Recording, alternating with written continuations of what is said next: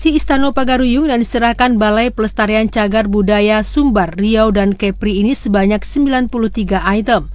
Di antaranya lukisan Sultan Alam Bagagarsyah, tembikar, senjata tradisional, wadah tanah liat, keramik, stempel kerajaan, aksesoris istana, dan berbagai jenis koleksi lainnya. Seluruh koleksi ini untuk sementara disimpan di Gedung Tourist Information Center di lingkungan Istana Pagaruyung. Kabid Kebudayaan Tanah Datar Muklis Abrar menyampaikan pasca kebakaran 2007 silam, seluruh koleksi dititipkan dan dikonservasi oleh BPCB. Dengan dikembalikannya koleksi Istana Pagaruyung kepada pemerintah daerah Kabupaten Tanah Datar, diharapkan seluruh koleksi dapat menjadi bahan pembelajaran bagi pengunjung Istana Basa.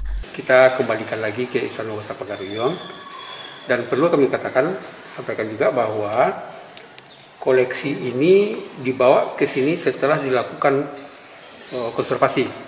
Jadi seluruh koleksi ini dikonservasi oleh Balai Pelestarian Cagar Budaya. Setelah itu baru kita bawa ke sini.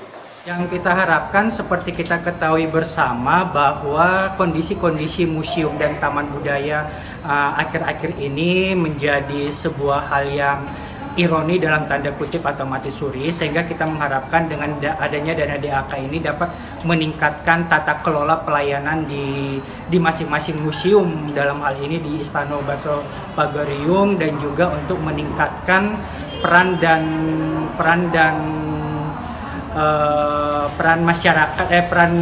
museum agar masyarakat khususnya di daerah sekitar Kabupaten Tanah Datar mengetahui keberadaan dari Istana Basa Pagaruyung.